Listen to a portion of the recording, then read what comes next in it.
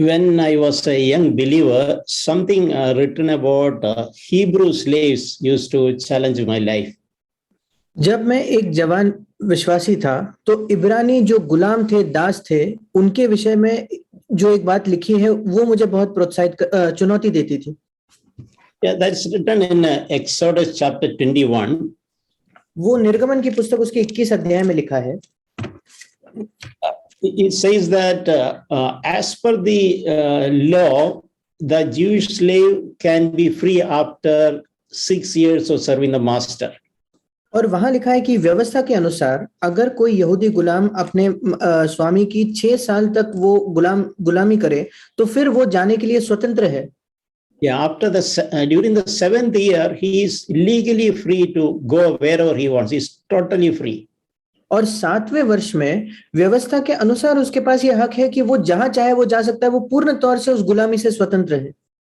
But it speaks about a situation where that slave who is legally permitted to leave come and tell the master. पर वहां एक ऐसी परिस्थिति के विषय में लिखा है, अगर वो गुलाम जिसको कानूनी तौर पर तो जाने का स्वतंत्र है, पर उसके बावजूद अगर वो आकर अपने स्वामी से ये कहे तो I love my master. मैं अपने स्वामी से प्रेम रखता हूं। I don't love that kind of freedom. मुझे इस प्रकार की आजादी से कोई प्रेम नहीं। Living as a slave in the house of the master, that is my freedom. इस स्वामी के घर में एक गुलाम के तौर पर जीना, ये मेरी आजादी है। And he has no desire to leave his master's house. और उसके स्वामी का घर छोड़ जाने के लिए उसकी कोई इच्छा नहीं है। It is not a compulsion. ये उसके लिए कोई जबरदस्ती नहीं हो रही। He was persuaded out of his love for the master. उसके स्वामी के प्रति उसका जो प्रेम है, उसके वजह से वो विवश हुआ। Because his master was so kind to him, compassionate to him. क्योंकि उसके स्वामी ने उस पर इतनी दया की थी, इतना प्रेम किया था। Even though he was a slave, the master loved him, maybe like one of his sons. यद्यपि वो एक गुलाम था, शायद उसके स्वामी ने उससे अपने बेटे के अनुसार ही प्रेम किया होगा। He received so much love from his master. और उसके स्वामी से उसने इतना प्रेम ग्रहण किया था। And in turn, he also loved his master so much. और इसलिए बदले में वो भी अपने स्वामी से बहुत प्रेम करता था।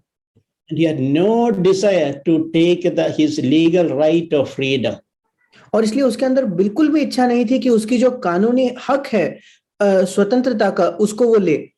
I used to think that should be how my relation with the Lord. और मैं सोचता था कि मेरे प्रभु के साथ मेरी इस प्रकार की एक संबंध होना चाहिए। The Lord has loved me. He gave himself for me. प्रभु ने मुझसे प्रेम किया है, उसने अपने आप को मेरे लिए दे दिया। And in turn, as I received love from him, I also learned to love him. और इसके बदले में क्योंकि मैं उससे प्रेम स्वीकार किया है, मैं भी उससे प्रेम रखता हूं। And I realized that living as a bond slave of Jesus Christ, that is my real freedom actually. और फिर मैं देखता हूं कि यीशु मसीह का एक गुलाम होकर जीना, ये वास्तविकता में मेरी आजादी है। And I don't want to do anything for which I have freedom to do. और मैं ऐसा कोई भी बात नहीं करना चाहता जो करने के लिए मेरे पास स्वतंत्रता भी है। So that thoughts used to help me in my Christian life. और ये विचार मेरे मसीही जीवन में मेरी सहायता करते थे। And other than Jesus, there should nothing be enslaving me. और यीशु के अलावा मुझे किसी और चीज की गुलामी नहीं करनी। Even the good things which the Lord has given me, I should not be even a slave of that. जो अच्छी वस्तुएं खुद प्रभु ने मुझे दिए हैं, मुझे उनका भी गुलाम नहीं होना है। Any good things or circumstances, provisions which the Lord has given, I don't want to be a slave of that. कोई भी अच्छी वस्तुएं जो प्रावधान प्रभु ने खुद मेरे लिए किए हैं, मैं उनका गुलाम नहीं होना चाहता। I should not have any particular demands for certain things. कोई विशेष वस्तुओं के लिए मेरे कोई मांगे नहीं होनी चाहिए। I used to think simple things like, I should not be a person like I will get sleep only if I lie down on a very comfortable, cozy cot. और मैं साधारण चीजों के बारे में सोचता था कि मुझे ऐसा व्यक्ति नहीं बनना है जो केवल तभी आरामदायक सो पाएगा जब उसको एक अच्छा आरामदायक गद्दा मिले तो ही। I should not be a slave of even such things. मुझे ऐसी बातों का भी गुलाम नहीं होना है। Even on a floor, on a rough mat, I should be enjoying equally good sleep. अगर मुझे जमीन पर चटाई पर भी सोना पड़े, मैं उतनी ही अच्छे तरीके से मुझे सोना है। And things like food, for example. और उदाहरण के तौर पर जब बात आती है खाने की, भोजन की, nothing wrong in enjoying a good meal which we are provided. और जो एक अगर अच्छा भोजन हमें मिलता है तो उसका आनंद उठाने में कुछ गलत नहीं है। But this thought used to come to me, I should not be a slave of tasty food. पर ये विचार मेरे मन में आता था कि बहुत ही स्वादिष्ट भोजन का मुझे गुलाम नहीं बनना है। I can thankfully enjoy whatever the Lord provides, nothing wrong in it. जो कुछ प्रभु देता है, धन्यवाद के साथ मैं उसका आनंद उठा सकता हूँ, उसमें कुछ गलत नहीं। I should not have a compulsion, I need such and such food, then only I will enjoy a meal. पर मेरी कोई ये जोर जबरदस्ती नहीं होनी चाहिए कि मुझे इसी प्रकार का भोजन मिलना चाहिए तभी मैं उसका आनंद उठा पाऊंगा। Sometimes I have seen this things like food can have I used to ask, is it having a power over my life? और कभी-कभी मैं ऐसा अपने आप से प्रश्न करता था कि क्या भोजन की या खाने की मेरे जीवन पर कोई सामर्थ्य है क्या? I learned from my own meditation, many Bible is rich in teachings and exhortation and warnings. और मैंने अपने आप इस विषय पर मनन करते हुए पाया है कि कैसे परमेश्वर के वचन बहुत सारे चेतावनियों से, उपदेशों से भरा हुआ है इस विषय में। Where even the good things like food, everything should be in its place. Sorry, uncle? Even the good things like food should have its own place. और भोजन जैसे जो अच्छी वस्तुएं भी है, हर एक की अपनी अपनी जगह होनी चाहिए।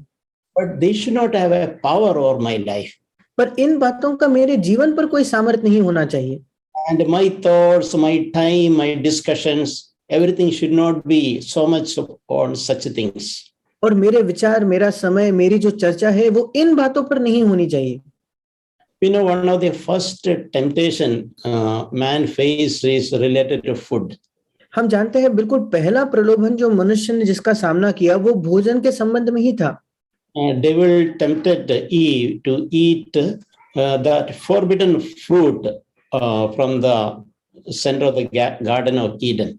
और शैतान ने हवा को परीक्षा में डाला कि वो उस मना किए हुए वर्जित फल को खाए जो अदन बगीचे के बीचों बीच था। For a very specific reason, God had forbidden them not to eat everything, and thousands of other trees and fruits were available. But from the tree of knowledge of good and evil, they were not supposed to eat. एक विशिष्ट कारण के वजह से परमेश्वर ने उन्हें मना किया था। उनको वहां हजारों दूसरे पेड़ थे जिससे वो खा सकते थे, पर जो भले और बुराई का ज्ञान देने वाला वृक्ष था, उस वृक्ष का फल वो नहीं खा सकते थे। So where it was forbidden, the devil tempted her. और जहां मना किया गया था वहीं पर शैतान ने उसको परीक्षा में डाला। When devil tempted, Eve also saw that. It's written in Genesis chapter 3, verse 6.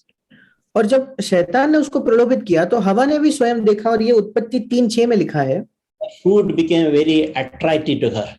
वो जो फल है उसके लिए बड़ा आकर्षित हो गया। Even though there were so many other things to enjoy, that particular thing which was forbidden thing, fruit became very attractive to her. यद्यपि अन्य कई बातें थी जिनका आनंद वो उठा सकती थी, पर वो विशिष्ट बात जिसको मना किया गया है उसी में उसको वो आकर्षित लगने लगा। It's mentioned that woman saw that the tree was good for food.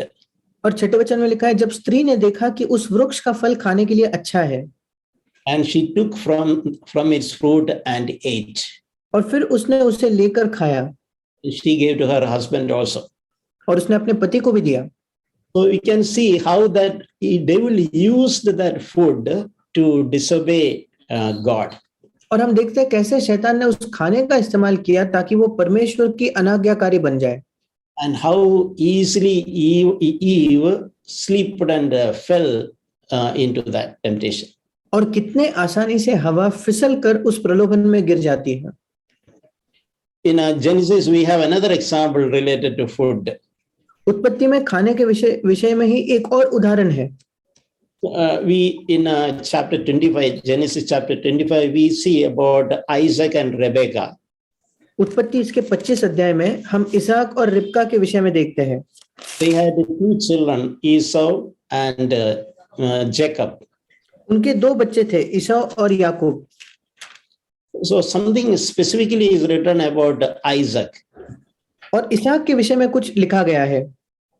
Isaac had a particular love for Esau. और इसहाक को एसाव के लिए एक विशेष प्रेम था. In a way, in a partiality towards Esau as compared to Jacob. और एसाव के प्रति उसका एक पक्षपात था. वो उन दोनों के बीच में भेदभाव करता था याकूब की तुलना में. That is a very sad thing. A father has partiality between two of his children. और ये बहुत ही दुख की बात है कि एक पिता का अपने ही दो बच्चों के बीच किसी एक के बारे में पक्षपाती है वो. And in the case of Isaac, the reason for that partiality even so stupid, we can say. और इसहाक के घटना में उसका कारण, पक्षपात का जो कारण है जो दिया गया है वो बहुत ही मूर्ख है. It's written in Genesis chapter 25 verse 28. और उत्पत्ति 25-28 में लिखा है, he loved Esau because Isaac enjoyed eating the meat prepared brought by hunted by Esau. और वहां लिखा है इसहाक एसाव के अहेर का मांस खाया करता था, इसलिए वो उससे प्रीति रखता था. Esau was a hunter. और ईसाव जो था वो एक शिकारी था. And Isaac had a special love, a taste for that hunted animals meat. और वो इसहाक जो था, जो शिकार किए हुए किसी प्राणी का जो वो मांस था, उसके प्रति उसको बहुत वो पसंद था. And that reason made him to be partial with Esau, a special love for Esau. और इस कारण से वो पक्षपात करने लगा और वो एसाव से एक विशेष प्रेम रखने लगा. Probably that contributed to the strife and competition between Esau and Jacob. शायद ये भी एक कारण था क्यों एसाव और याकूब के बीच एक प्रतियोगिता थी और क्यों उनके बीच में क्लेश हुआ. So between Esau and Jacob also we have again see some problem came out of food. और फिर एक बार एसाव और याकूब के बीच में भी हम देखते हैं कि खाने की वजह से कुछ समस्या उत्पन्न हुई. One day when Esau came tired after hunting, he saw that Jacob was cooking a stew. और एक दिन जब एसाव थककर, शिकार से थककर वो वापस आता है, वो देखता है कि याकूब जो है वो कुछ पका रहा है. And he so desired to have a portion of that food which Jacob cooked. और जो खाना याकूब बना रहा था उसका कुछ हिस्सा खाने के लिए उसकी बहुत ज्यादा लालसा थी, इच्छा थी. And then Esau asked Jacob, please give me some of that stew you prepared because I am very hungry and I am exhausted. और फिर एसाव ने याकूब से कहा, जो दाल तूने बनाई है उसमें से कुछ मुझे खिला दे क्योंकि मैं बहुत थका हुआ हूँ. And as we know, Jacob is by nature, he was very shrewd, he was a grabber. और हम जानते हैं कि याकूब का स्वभाव ही बड़ा धूर्त था, वो छीनने वाला एक व्यक्ति था. And Jacob said, no problem, I will give you a portion of the stew which I prepared. और याकूब ने कहा, कोई तकलीफ नहीं है, मैं तुझे ये जो दाल मैंने बनाई है तुझे देता हूँ. But there's a condition, there's a cost for it. पर एक शर्त है, कीमत है उसकी. You should trade your birthright to me.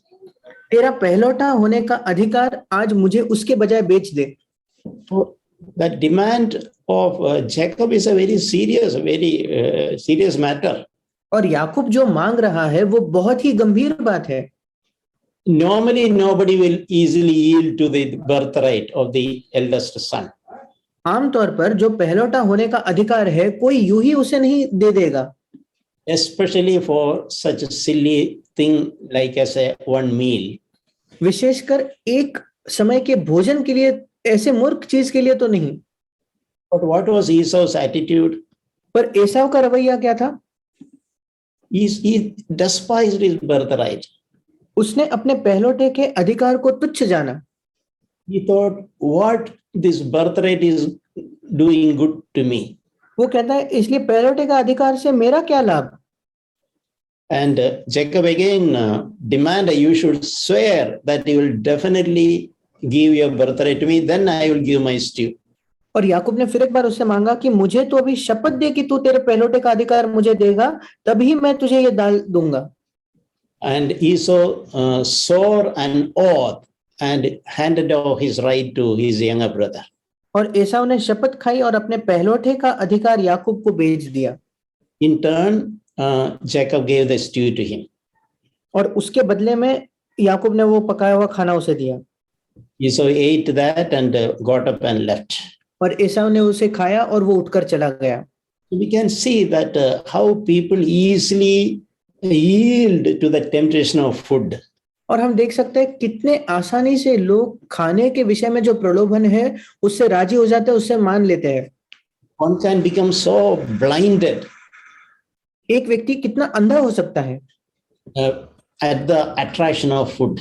जब वो भोजन के आकर्षण को देखता है, तब They lose that relative importance of things. और वो बाकी वस्तुओं की जो एक अहमियत है उसको नहीं समझ पाते। But that food at that time was so attractive to Esau, and he was so easily gave up his birthright. वो खाना उस समय एसाव को इतना आकर्षक लग रहा था, इतने आसानी से उसने अपने पहलौठे का अधिकार याकूब को दे दिया। So Scripture has very clearly recorded that about Esau. Esau showed contempt for his right as the firstborn. और एसाव के बारे में बाइबल में बिल्कुल स्पष्टता से लिखा गया है कि एसाव ने अपने पहलौठे का अधिकार तुच्छ जाना। This matter is again repeated in Hebrews chapter 12, quoted and as a warning. और यही घटना फिर एक बार इब्रानियों उसके 12 अध्याय में बताई गई है और वो एक चेतावनी के तौर पर दी गई है। There it in Hebrews chapter 12, 16 and 17. इब्रानियों 12 उसका 16 और 17। About Esau, it is mentioned that he was a immoral, godless person. और एसाव के विषय में लिखा है कि वो अधर्मी और व्यभिचारी जैसा एक व्यक्ति था। And for a single meal, he sold his birthright. जिसने एक बार के भोजन के बदले अपने पहलौठे होने का पद बेच डाला। We can see, it may become very strange to us, but you can see the power and influence of tasty food. और शायद हम इसको अच्छे से समझ ना पाए, पर हम देखते हैं कि स्वादिष्ट भोजन का क्या ही सामर्थ्य, क्या ही प्रभाव है। Sometimes one can become so blind. कभी कभी उसके वजह से एक व्यक्ति बहुत ज्यादा अंधा हो सकता है। People like us, what is important? For us, godliness is important. और हम जो लोग हैं, हमारे लिए क्या महत्व की बात है? हमारे लिए ईश्वरीयता, उसको अहमियत है। But if we are blind, we can trade godliness for silly things like a meal of like some tasty food. पर अगर हम अंधे हैं तो फिर हम ईश्वरीय होना या भक्तिमय होना, उसको एक बार के भोजन के लिए, स्वादिष्ट भोजन के लिए हम उसको मानो बेच सकते हैं। And it's written about Esau, he desired afterward to inherit the blessing. और ईसाव के विषय में 17 वचन में लिखा है कि उसने बाद में आशीष पानी चाहिए। Later he realized, what did I do? बाद में उसको महसूस हुआ और फिर वो जग कर कहता है कि मैंने क्या किया है। He realized that his calling, he surrendered. उसने महसूस किया कि उसकी बुलाहट जो है वो छोड़ चुका था। That blessing which was come on his way, he belittled and he lost it. जो आशीष उसको मिलने वाली थी, उसने उसको तुच्छ जाना, उसने उसको खो दिया। He regretted it about later. और बाद में वो इस विषय में पछताया, उसको खेद हुआ। And he wanted to repent about it, but then it was too late, even though he sought it with the tears. और तब वो मन फिराव करना तो चाहता था, पर तब बहुत देर हो चुकी थी, यद्यपि वो आंसू बहाकर उसे खोज रहा था। The thing is, matter is not in a matter about the food itself. और ये जो मामला है, ये केवल खाना या भोजन के विषय में नहीं है। We are giving importance to what? That is the issue. हम किसको अहमियत देते हैं, किसको ज्यादा महत्व देते हैं, वो बात है। As I mentioned, nothing wrong in enjoying a good meal. जैसे मैंने कहा, एक अच्छे भोजन से आनंद उठाने में कुछ गलत नहीं है। But what importance we are attaching with to that? पर किस प्रकार की अहमियत हम उसे देते हैं? Is there a compulsion towards food? क्या हमारी ये मजबूरी है या एक जबरदस्ती है खाने के प्रति? And I forget who I am. और मैं भूल जाता हूं कि मैं कौन हूं. And I forget what cost I am giving. और मैं भूल जाता हूं कि मैं कौन सी कीमत चुका रहा हूं. What I am really trading for a tasty meal. मैं एक स्वादिष्ट भोजन के बदले में क्या उसके बदले में मैं क्या गवा रहा हूं, क्या दे रहा हूं. So in the case of, unfortunately, it was too late, and Esau permanently lost what he could have inherited. पर दुर्भाग्यपूर्ण एसाव के लिए बहुत ज्यादा देर हो चुकी थी और उसने हमेशा के लिए वो खो दिया जो उसकी विरासत थी, जो वो पाने वाला था. So that encourages us to be challenged and take it as a warning in learning the principle, value godly things. और इससे हम प्रोत्साहित हो सकते हैं, हम ये चुनौती ले सकते हैं कि हम इस सिद्धांत को सीखें कि ईश्वरीय बातों को हम मूल्य दें. What God has given to us, that is precious. जो कुछ परमेश्वर ने हमें दिया है वो मूल्यवान है. We should not trade it with a portion of tasty food. और स्वादिष्ट भोजन के लिए हमें उसको नहीं बेचना है. We can just see the attitude of Jesus toward food. और भोजन या खाने के विषय में यीशु का कैसा रवैया था, मनोभाव था, हम देख सकते हैं. In John chapter 4, verse 31, we can see disciples came with some food and urged Jesus to eat food. और यूहन्ना 4:31 में हम देखते हैं कि शिष्य आए और वो यीशु मसीह को कह रहे थे कि तू खाना खा ले. So he answered them, I have food to eat that you do not know about. और फिर वो उन्हें उत्तर देने लगा कि मेरे पास खाने के लिए ऐसा भोजन है जिसे तुम नहीं जानते. I don't think Jesus was pretending to be super spiritual and unrealistic. मुझे नहीं लगता यीशु मसीह यहाँ कोई दिखावा कर रहा था ज्यादा ही आत्मिक होने का, या वो वास्तविकता को छोड़कर कुछ नहीं कह रहा था. He was trying to teach his disciples what is more important. वो उसके शिष्यों को सिखाने की कोशिश कर रहा था कि अधिक महत्वपूर्ण क्या है. Nothing wrong in eating food. खाना खाने में कुछ गलत नहीं है. But what is more important to us? पर हमारे लिए ज्यादा महत्वपूर्ण क्या है? That is said in John chapter 4 verse 34. और यूहन्ना 4 उसके 34 में वो कहता है, My food is to do the will of him who sent me and to accomplish the work. मेरा भोजन ये है कि अपने भेजने वाले की इच्छा के अनुसार चलूं और उसका काम पूरा करूं. Doing God's will, that should be our food. परमेश्वर की इच्छा पूरा करना, ये हमारा खाना, ये हमारा भोजन होना चाहिए. That is our priority. ये हमारी एक प्राथमिकता है. Once I do that, everything is taken care. एक बार मैं वो कर देता हूं तो बाकी सारी बातें अपने जगह वो संभाली जाएंगी. Nothing wrong in having a good food. अच्छा खाना खाने में कुछ गलत नहीं है. But what is most important is not missing doing God's will. पर सबसे महत्वपूर्ण ये है कि परमेश्वर की इच्छा करने से मैं चूक नहीं जाता. And to fulfill all the purposes, all the works which God expects us to complete. और परमेश्वर के सारे उद्देश्य, सारे काम जो वो चाहता है हम पूरे करें, उसको हम पूरा करें. This lesson is again repeated in Matthew chapter 4. और ये पाठ फिर एक बार दोहराया गया है मत्ती उसके 4थे अध्याय में. You know, when Jesus was led by the Spirit in the wilderness to be tempted by the devil. हम जानते हैं जब यीशु आत्मा के वजह से ले जाया गया जंगल में ताकि वो उसकी परीक्षा हो. And he had fasted for 40 days and 40 nights. और 40 दिन और 40 रात तक उसने उपवास किया था. And naturally at the end of that fasting period, he was very hungry. और स्वाभाविक तौर पर उस उपवास के समय के अंत में वो बहुत भूखा था. The devil tried to take advantage of that situation. और शैतान ने उस परिस्थिति का उसमें एक अवसर ढूंढा, उसने फायदा उठाना चाहा. That's a good lesson. When we are vulnerable, that is what the devil is waiting for. और जब हम uncle vulnerable, when we are weak or when we are needy, when we are exposed to certain needs, that is the time devil will be testing us. और जब हम निर्बल होते हैं, जब हम असहाय होते हैं, जब हमारी कुछ जरूरतें होती है, उस समय शैतान हमें परखेगा. In this case, after 40 days of fasting, he was really hungry. और इस घटना में 40 दिन के उपवास के बाद यीशु मसीह को सचमुच भूख लगी थी. So devil was suggesting something, apparently nothing wrong in it. Logically, it is a good suggestion.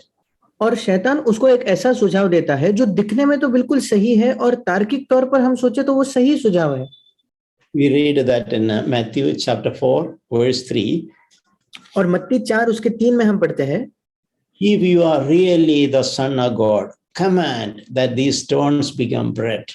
यदि तू परमेश्वर का पुत्र है तो कह दे कि ये पत्थर रोटियां बन जाए. So devil was in a way instigating, provoking Jesus to take some action. और शैतान उकसा रहा था यीशु मसीह को कि वो कुछ गलत करे. Because he was in need, he was hungry. क्योंकि वो भूखा था, क्योंकि वो जरूरतमंद था. So how did Jesus overcome devil there? और वहां यीशु मसीह ने कैसे शैतान पर विजय पाया? Even though he was physically hungry, Jesus said, man shall not live by bread alone, but on every word that proceeds out of the mouth of God. यद्यपि वो शारीरिक तौर पर भूखा था, यीशु ने उसे उत्तर दिया, लिखा है कि मनुष्य केवल रोटी ही से नहीं, परंतु हर एक वचन से जो परमेश्वर के मुख से निकलता है जीवित रहेगा. Jesus even taught his disciples to pray for the daily bread. और यीशु मसीह ने तो अपने शिष्यों को भी सिखाया कि उनके हर दिन के रोटी के लिए वो प्रार्थना करें. Daily bread we can pray. That is a need. That is a reality. हम अपने रोज की रोटी के लिए प्रार्थना करते, वो हमारी जरूरत है, ये सच है, वास्तविक है. But that is not everything. पर वो सब कुछ नहीं है. That will God provide anyway. वो तो परमेश्वर वैसे भी हमें देगा. Most important thing is listening, living by everything that proceeds out of the mouth of God. सबसे महत्वपूर्ण बात यह है कि हम परमेश्वर के मुख से निकलने वाले हर एक शब्द के अनुसार जीते हैं. So once we listen to God and live by everything that proceeds out of the mouth of God, all our needs are automatically taken care. और एक बार हम परमेश्वर के मुख से आने वाले हर एक शब्द को सुनते हैं और उसे अनुसार जीते हैं, फिर हमारी सारी जो दूसरी जरूरतें हैं वो अपने आप उनकी देखभाल हो जाती है. There's a verse in Romans chapter 14:17. Romeo 14:17 में एक वचन है, Kingdom of God is not eating and drinking. परमेश्वर का राज्य खाना पीना नहीं. It's an important statement for us to meditate. हमारे लिए, हमारे मनन करने के लिए ये एक बहुत महत्वपूर्ण कथन है. On one side, God has promised to add all that is needed to us. एक और प्रभु ने हमें वायदा किया है कि जो कुछ हमारी जरूरत है वो सब चीजें हमें जोड़ देगा. We can even pray for our daily bread. और हम अपने रोज की रोटी के लिए प्रार्थना भी कर सकते हैं. And God will provide it. और परमेश्वर उसका प्रावधान भी करेगा. There are many promises which says that a righteous man will never, he and his children will never beg for bread. ऐसे कई वायदे हैं कि एक धर्मी व्यक्ति और उसके बच्चे जो है वो कभी रोटी की भीख नहीं मांगेंगे. But at the same time, we should know that kingdom of God is not just eating and drinking. पर उसी समय हमें ये भी जानना है कि परमेश्वर का राज्य ये केवल खाना पीना नहीं. It is beyond. वो उससे भी बढ़कर है. It is righteousness, peace, and joy in the Holy Spirit. वो धर्म, मेल मिलाप और वो आनंद है जो पवित्र आत्मा से होता है. Just eating and drinking will not make us righteous and enjoy peace and joy in the Holy Spirit. केवल खाने पीने से हम धर्मी नहीं बन जाएंगे और हम मेल मिलाप का आनंद नहीं उठा पाएंगे और उस आनंद को नहीं पाएंगे जो पवित्र आत्मा से होता है. 1 Corinthians chapter 10 verse 31. पहला कुरिन्थियों 10 उसका 31. It says that it's again written in the context of eating. और फिर एक बार ये खाने के संदर्भ में लिखा गया है. When when you eat or drink or whatever you do all to the glory of God. इसलिए तुम चाहे खाओ, चाहे पियो, चाहे जो कुछ करो, सब कुछ परमेश्वर की महिमा के लिए करो. So that is something which we should remember. Nothing wrong in eating. We should enjoy thankfully whatever God has given. ये ऐसा कुछ है जो हमें याद रखना है कि खाने में कुछ गलत नहीं है, जो कुछ परमेश्वर देता है उसमें हमें आनंद उठाना है. But at the same time, we should remember that whether we eat or drink, we should glorify God through it. पर उसी समय हमें ये भी याद रखना है कि चाहे हम खाए या पिए, हमें उसके द्वारा परमेश्वर की महिमा करनी है. There's a very challenging exhortation in Philippians chapter 3. फिलिपियो 3 में एक बहुत ही चुनौतीपूर्ण एक वचन है, verses 18 and 19. उसका 18 और 19 वचन. It says that many walk of whom I often told you, and now I am even weeping that they are the enemies of the cross of Christ. क्योंकि बहुत से ऐसी चाल चलते हैं जिनकी चर्चा मैंने तुमसे बार बार की है, और अब भी रो रो कर कहता हूं कि वे अपने चाल चलन से मसीह के क्रूस के बैरी है. Remember, this is written about believers. और याद रखें कि ये विश्वासियों के बारे में लिखा गया है. Paul is so concerned about the pathetic situation of the believers. और विश्वासियों के बिल्कुल अभागे परिस्थिति से पौलुस इतना चिंतित है. And he's saying this with weeping. और वो रो रो कर ये बात कह रहा है. He is saddened to see that many believers are living as enemies of the cross of Christ. और वो बहुत दुखी होता है जब वो देखता है कि कई विश्वासी मसीह के क्रूस के बैरी या शत्रु होकर जी रहे हैं. In the next verse, it is written that whose God is their belly. और अगला वचन कहता है उनका ईश्वर पेट है. See, think about it. What a strong exhortation it is. सोचकर देखिए क्या ही सामर्थ्य से भरा ये उपदेश है. About believers, it's written that for them their belly, that is their God. कि वो विश्वासियों के बारे में कह रहा है कि उनका पेट ही उनका परमेश्वर है. They are worshipping their belly, their appetite. वे अपने पेट, अपने भूख की वो आराधना करते हैं. So we can take it as a very strong exhortation in our own lives. और ये हमारे ही जीवन के लिए हम बहुत ही मजबूत उपदेश के तौर पर हम ले सकते हैं.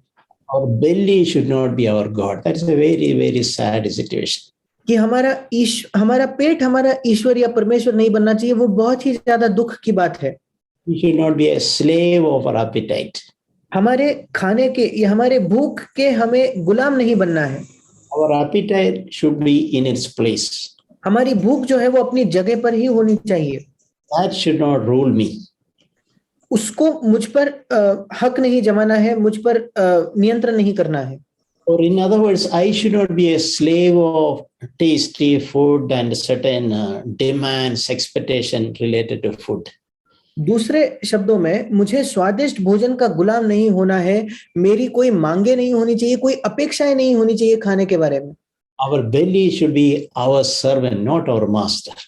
हमारा पेट जो है वो हमारा गुलाम होना चाहिए, हमारा स्वामी नहीं. We can see as believers we have a responsibility to discipline ourselves. और हम देखते हैं कि विश्वासी होने के नाते हमारी जिम्मेदारी है कि हम अपने आप को अनुशासित करें. That is how we can make a progress in spiritual life. इसी प्रकार हम आत्मिक जीवन में उन्नति कर सकते हैं. I'm not talking about legalism and going by rules. मैं विधिवादी होने के बारे में या बहुत सारे नियमों से के अनुसार चलने के बारे में नहीं कह रहा. We should discipline our body desires. हमें अपने शरीर की इच्छाएं या लालसाएं जो है उनको नियंत्रित करना है, अनुशासित करना है. We read 1 Timothy chapter 4 verse 7. हम पहला तिमोथी 4:7 में पढ़ते हैं, discipline yourselves for the purpose of godliness. और भक्ति की साधना कर. Yeah. So if you are really sincere and interested in pursuing godliness, कि अगर तेरी सचमुच ये चाहत है कि तुझे ईश्वरीय बनना है, we have to learn to discipline ourselves. फिर हमें सीखना है कि अपने आप को हम अनुशासित करें. We don't discipline we will become a slave of our bodily desires. अगर हम अपने आप को अनुशासित नहीं करते, फिर हमारे शारीरिक इच्छाओं लालसाओं के हम गुलाम बन जाएंगे। Those are God-given desires, nothing wrong about it. ये परमेश्वर की दी गई इच्छाएं है, इसके विषय में कोई गलत नहीं। For example, nothing evil about feeling hungry. उदाहरण के तौर पर भूख लगती है तो उसमें कुछ दुष्ट नहीं है। What I'm saying is that hunger should not be our God. मैं ये कह रहा हूं कि जो भूख है उसे हमारा परमेश्वर नहीं बनना है। Not just live for food. कि हम केवल भोजन के लिए न जिए। We should eat for living. हमें जीने के लिए खाना चाहिए। We should not live for just eating. हमें खाने के लिए नहीं जीना है।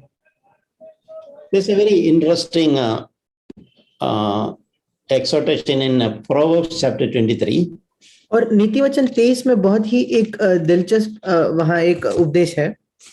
Proverbs 23, 1 and 2. नीति वचन 23 उसके पहले 2 वचन। When you sit down to eat with a ruler, जब तू किसी हाकिम के संग भोजन करने को बैठे, consider what is before you. तो इस बात को मन लगाकर सोचना कि मेरे सामने क्या है।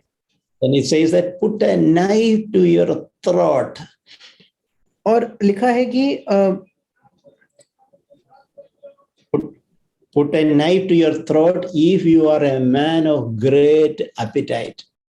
और इंग्लिश में ऐसा लिखा है कि यदि तू अधिक खाने वाला हो तो अपनी जो गर्दन है उस पर तू एक अपने गले पर मानो एक चाकू रख। Meaning be very strict to yourself. इसका मतलब अपने आप से तुझे बहुत ज्यादा सख्त होना है। Eat only what is necessary. जितना आवश्यक है उतना ही खाओ। Let not your great appetite control you. तेरी जो बहुत ज्यादा भूख है उससे नियंत्रित मत होना। In Matthew chapter 6, मत्ती उसके 6 अध्याय में Jesus taught about fasting. यीशु मसीह ने उपवास के विषय में सिखाया। That is Matthew 6 verse 16 onwards. मत्ती 6:16 से आगे। The word in that verse, word is starting whenever you fast. उस वचन की शुरुआत होती है जब तुम उपवास करो। Jesus told it to disciples. यीशु ने ये अपने शिष्यों से कहा। He did not say if you ever fast. उसने ये नहीं कहा अगर तुम उपवास करो तो। Whenever you fast. उसने कहा जब कभी तुम उपवास करो। You can understand fasting is a good Christian discipline. और हम समझ सकते हैं कि उपवास करना ये एक अच्छी मसीही एक अनुशासन की वो हिस्सा है। By no means we should go extreme as many people teach about fasting. और हमें बिल्कुल भी एक चरम पर नहीं जाना है जैसे कई लोग सिखाते भी हैं उपवास के बारे में। But it will be really a sad thing if you miss the benefit of fasting. पर ये सचमुच एक दुख की बात होगी अगर हम उपवास के जो लाभ है उससे चूक जाए तो। This power of food has so much control and over our lives and we are not able to fast even one meal. और ये खाने का इस प्रकार हम पर एक सामर्थ है कि हम एक समय का भोजन भी नहीं छोड़ पाते, उपवास नहीं कर सकते। When we fast, we experience hunger, just like Jesus experienced hunger. जब हम उपवास करते हैं तो हमें भी भूख का अनुभव होता है जैसे यीशु को भी भूख का अनुभव हुआ। There are spiritual benefits like we can concentrate, that indicates our commitment when you pray for particular things. और उससे आत्मिक लाभ भी होता है कि हम ज्यादा ध्यान दे सकते हैं और ये हमारी एक समर्पण को दिखाता है कि हम दूसरे बातों के लिए प्रार्थना भी कर सकते हैं। We are also learning to discipline our body desires. उसी के साथ हमारे शारीरिक लालसाओं को अनुशासित करना भी हम सीख रहे हैं। And also we can be sympathetic to people who do not have food. और उसी के साथ हम उनके प्रति एक दया भी रख सकते हैं, सहानुभूति रख सकते हैं जिनको भोजन नहीं मिलता। So Jesus said, whenever you fast, do not show it off. और यीशु ने कहा जब कभी तुम उपवास करो तब तुम उसका दिखावा नहीं करना। We can those who, if some of us fast sometime, we can check, is there a itching to show to others that we are fasting. और हम में से जो उपवास करते हैं, हम अपने आप को जांच कर परख कर देख सकते हैं हमारे अंदर कोई खुजली है क्या जब हम उपवास करते हैं, कि दूसरे किसी प्रकार से इस बात को जान जाए कि मैं उपवास कर रहा हूँ। Directly or indirectly, we are so interested to make it known to others. या तो सीधे तौर पर या दूरता से हमारी इतनी दिलचस्पी है कि वो दूसरों को यह बात मालूम पड़े। That is exactly what the Pharisees of Jesus' time did. और यीशु के समय जो फरीसी थे वो बिल्कुल यही कर रहे थे। So that is why he said, don't show your face, a gloomy face. इसी वजह से यीशु ने कहा कि एक उदास सी छाए हुए मुख को न दिखाना। Jesus used the word hypocrites, those who wanted to show off that I am fasting. I want brothers and sisters to know that I am fasting. I am a hypocrite. और यीशु ने कपटी या पाखंडी ऐसा शब्द इस्तेमाल किया जो लोग दिखाना चाहते हैं कि देखो मैं उपवास कर रहा हूं, ऐसे लोगों को यीशु कपटी कहता है। What these hypocrites of Jesus' time did, they neglected their appearance. They showed weakness on their face, etc., so that they be noticed by others that these people are fasting.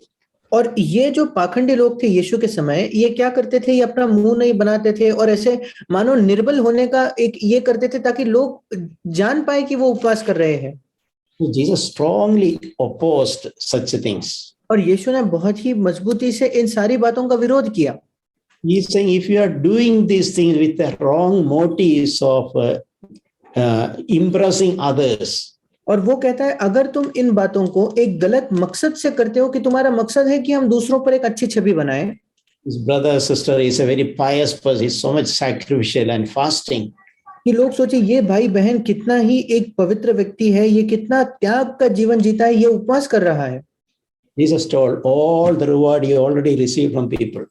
यीशु ने कहा तो तुम सारा का सारा प्रतिफल लोगों से पा चुके हो, There's nothing more to be received from the Heavenly Father. फिर अपने स्वर्गीय पिता से और पाने के लिए कुछ बाकी ही नहीं है। Never do such a fasting like the hypocrites do. कभी इस प्रकार का उपवास नहीं करना जो पाखंडी लोग करते हैं वैसा। You fast, overcome that strong desire, that urge to reveal it to others. जब तुम उपवास करो तो तुम्हारे अंदर जो बहुत एक तीव्र इच्छा होगी कि दूसरे इस विषय में जाने, उस पर जयवंत हो जाओ। But on the other hand, if you are fasting, do make every effort possible, like putting oil on your head and taking a shower so that no one come to know that you are fasting. दूसरी ओर अगर तुम उपवास करते हो तो हर वो कोशिश करो, मानो अपने सर पर तेल मलो और अपने मुंह को धो लो ताकि लोग ये ना जान पाए कि आप उपवास कर रहे हो। Never fast with the intention of to be noticed by people. Somebody should know in the church that I am fasting. कभी भी इस मकसद से उपवास न करे कि कलीसिया में कोई एक व्यक्ति जान जाए कि मैं उपवास कर रहा हूं। But learn to fast in secret before the Heavenly Father. पर अपने स्वर्गीय पिता के सामने गुप्त में उपवास करना सीखे।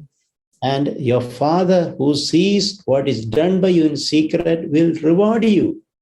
और तुम्हारा पिता जो गुप्त में देखता है तुमने क्या किया है, वो तुम्हें प्रतिफल देगा। Meaning any reward from God will come only we learn to practice, especially in this matter of fasting, before God secretly. उदाहरण के तौर पर पिता से आने वाला कोई भी प्रतिफल तब आएगा जब हम इस उपवास के मामले को केवल पिता के सामने करना सीख लेते हैं। Otherwise it is a waste. नहीं तो फिर हमने उसको व्यर्थ में गवा दिया है।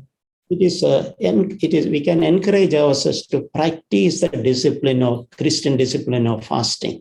हम अपने आप को प्रोत्साहित कर सकते हैं कि जो एक मसीही अनुशासन का हिस्सा है उपवास, उसको हम करना सीखें। And as we saw that Jesus did.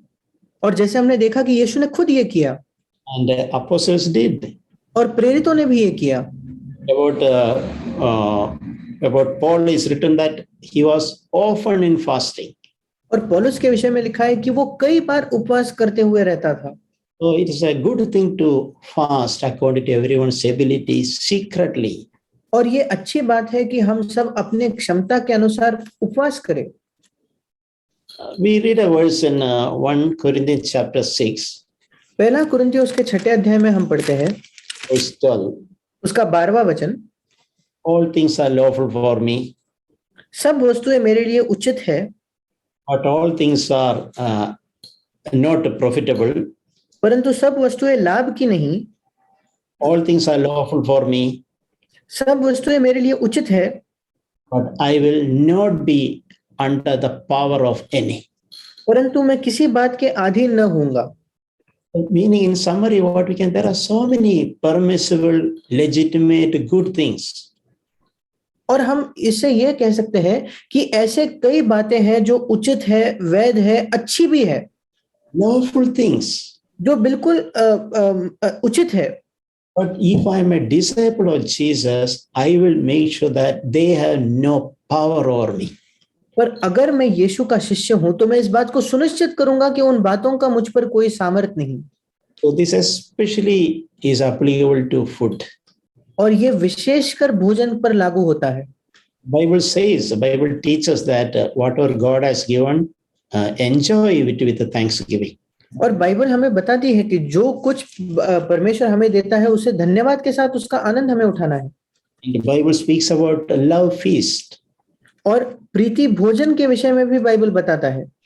And because it is that food is used as a to promoting fellowship. क्योंकि उस भोजन का वहां इस्तेमाल हो रहा है कि भाइयों के बीच में संगति प्रोत्साहित की जाए। Bible also encourages so much about hospitality.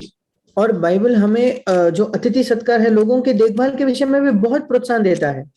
At the same time, food should never be our master. पर उसी समय भोजन को कभी भी हमारा स्वामी नहीं होना है। Tasty food should not have a power over our lives. स्वादिष्ट भोजन का हमारे जीवन पर कभी सामर्थ्य नहीं होना चाहिए। You know, in reality, many unhealthy situations arise due to overeating. वास्तविकता में कई अस्वास्थ्य हमारे बीमारियां हमें होती है क्योंकि हम ज्यादा खाते हैं। As we have abundance of food, even if we are not hungry, even if not necessary, we keep on eating. क्योंकि हमारे पास खाने की बहुतायत है, यद्यपि महत्वपूर्ण, यद्यपि जरूरी नहीं है, यद्यपि हम भूखे नहीं हैं, उसके बावजूद हम खाते रहते हैं। We can remember that our body is the temple of the Holy Spirit. और हम ये याद रख सकते हैं कि हमारा मंदिर, हमारा शरीर ये पवित्र आत्मा का मंदिर है। And you know, in conclusion, I just want to say something. अंत में मैं ये कहना चाहूंगा, You know, something is written about John the Baptist. और यूहन्ना जो बपतिस्मा देने वाला, उसके विषय में कुछ लिखा गया है। And he was very rough. He was eating locusts and eating wild honey. और वो टिड्डियां खाता था और वो शहद जो है वो खाता था। And the people called him, he had a demon. और लोग उसके विषय में कहते थे कि उसके अंदर दुष्ट आत्मा है। But about Jesus, probably when food was available, he enjoyed food. पर यीशु ऐसा व्यक्ति था कि जब कभी खाना उपलब्ध होता था तो वो तो उसका आनंद उठाता था। Nothing wrong in it. उसमें कुछ गलत नहीं है। Ice cream is available, enjoy it. जैसे अगर आइसक्रीम उपलब्ध हो तो हम उसका आनंद उठा सकते हैं। Don't make a rule about it. उसके विषय में ऐसा कोई नियम ना बनाए। Make sure that you are not a slave of it. ये निश्चित करें कि आप उसके गुलाम नहीं हो। May God help us. परमेश्वर हमारी सहायता करे।